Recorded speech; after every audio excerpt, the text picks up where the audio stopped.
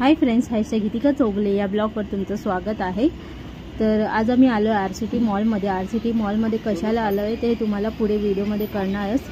तर मॉलमध्ये एंट्री केल्यावर समोर पोरांना ही गाडी दिसली, तर आता ते लक्ष्यला तर जाऊन गाडीमध्ये बसलाच, तो काय उतरायचं नावच घेत नव्हता। तर मग या गाडीचं त्याने ॲक्च्युली त्याला स्वतःला चालवायची होती, पण ती अलाउड नव्हती। तर त्या गाडीवाल्याने एक राऊंड घेतला आणि एका राऊंडचे 100 रुपये असे आहे।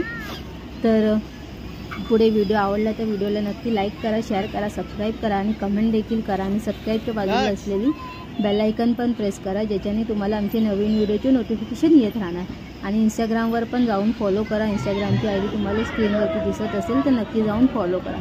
आता हे बघा, हे व्हिडिओ बघून तुम्हाला समजलंच असेल आम्ही कुठे आलो आहे। आम्ही ॲक्च्युली स्नो वर्ल्डला आलो आहे, कारण की एवढी गरमी आहे ना, घरी बसायची इच्छाच नव्हती। आणि सुट्टीच्या दिवशी म्हणजे दर दिवशी तर आम्ही ऑफिसला असतो तर AC मध्ये काय वाटत नाही, पण आज सुट्टी होती तर आम्ही विचार केला चला स्नो वर्ल्डला जाऊया। तर ॲक्च्युली बाकीच्या जे काश्मीर शिमला या ठिकाणी आम्ही जाऊ नाही शकत, कारण की तेवढी थंडीची जी कॅपॅसिटी आमची नाही आहे की आम्ही एवढी थंडी सहन करू शकतो।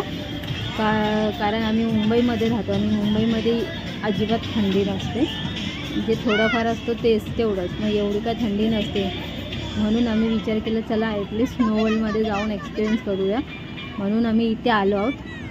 तर इथे ॲक्च्युली 5 मिनटातच आमची हालत खराब झाली, एवढी थंडी आतमध्ये, एवढं थंड होतं, चिल्ड होतं वातावरण। आणि जे स्नो होते ना ते हातात घेतल्यावर हात असे वाटत होते की ॲक्च्युली हात एकदम सुंद होत होते। मग पोरं काही जास्त वेळ ॲक्च्युली लक्ष्यला थंडी वाजत होती जास्तच, आणि म्हणून आम्ही आतमध्ये काही जास्त म्हणजे आतमध्ये राहत होतो, मग परत बाहेर येत होतो, असं करत होतो। कारण लक्ष्य एकदम थंडीने म्हणजे त्याला थंडीने पूर्ण अंग थरथरत होता त्याचा। मग तरी पण आम्ही एन्जॉय केला भरपूर आम्ही चांगलं, म्हणजे माझ्या पोरीने तर एकदम मस्तच एन्जॉय केला। तर आम्ही कसं तर आमचा जो हा स्नो वर्ल्डचा व्हिडिओ तुम्हाला कसं वाटलं हे नक्की कमेंट करून सांगा।